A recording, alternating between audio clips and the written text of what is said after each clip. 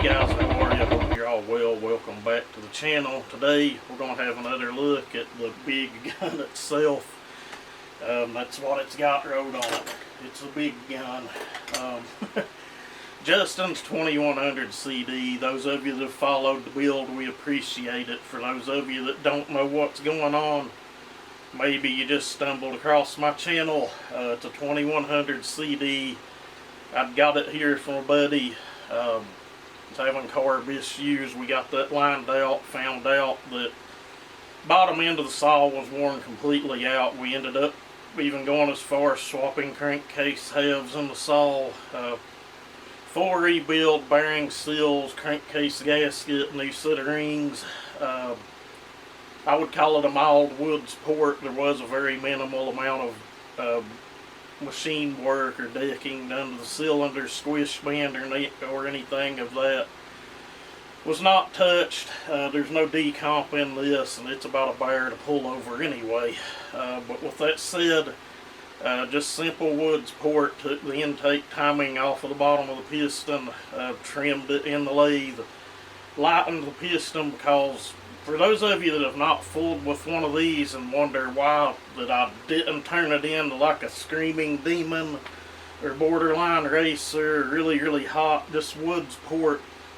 These saws have a humongous piston. If you've seen like it's 56 millimeter, but if you've seen like a Husky 395 piston or like a steel big bore 066 or something, those pistons are small compared to what this saw has in it. I compared it against a big bore steel highway piston for an 066. Both pistons 56 millimeter, but the piston in this saw was about double in length, and I'm not exaggerating at all. It was just thicker, heavier.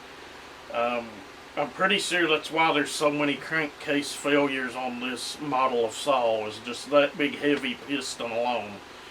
But there is video me showing the port work, showed what I've done to the piston. I did lighten it, took quite a bit of weight out of it, but didn't go as far to where the piston would not be sturdy or durable. But honestly, the saw just still feels like there's a little bit of something missing. It's light years above where it was when I started. You couldn't even dog it in on a piece of wood that big. The saw actually died when I tried to, but it was worn out.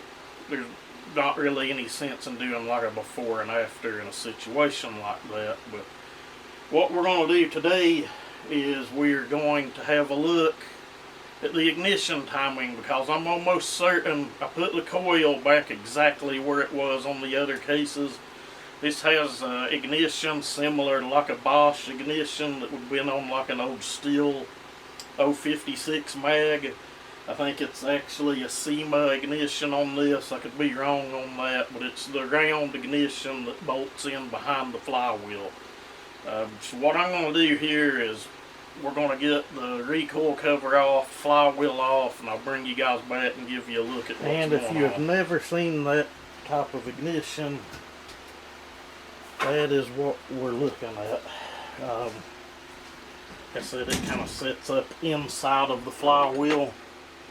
Magnets are in the flywheel, and how she generates her spark.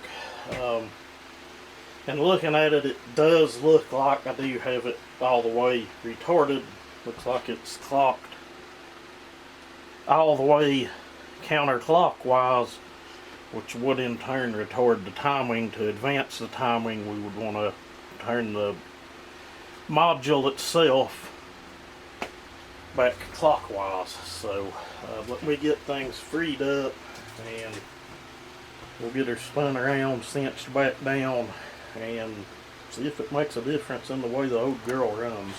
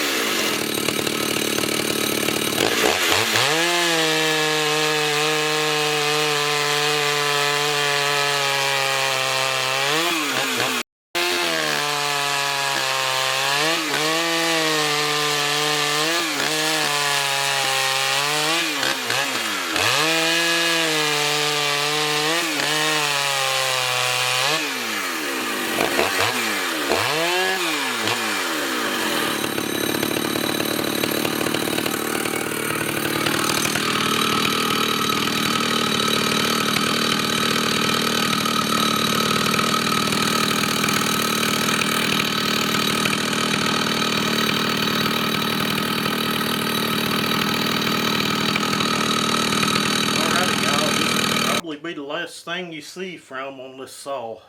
I've got it as good as I can get it. Justin, when you get it, put some time on it. You know, if you want to lean the high jet on out some, it does like being leaned out. I've played around with it. But, you know, it being a fresh build, new bearings, seals, new set of rings in it. I've got it set kind of ripped. You can probably hear it in the video. You got to remember, you know, this is an old vintage saw. It's not going to perform with one of the newer saws. And I understand that guys get these and make racers out of them, but with the size of that piston, I'd mentioned it earlier. You can refer back to the porting video on it. I just would not want this thing turning any serious RPMs at all. It's just me. I would honestly be afraid to stand above the thing and it turning any serious RPMs. But anyway, guys, that's where we're at. Thank everybody that followed. Thank you for watching and commenting, subscribing, sharing, all of that good stuff. And y'all have a good day.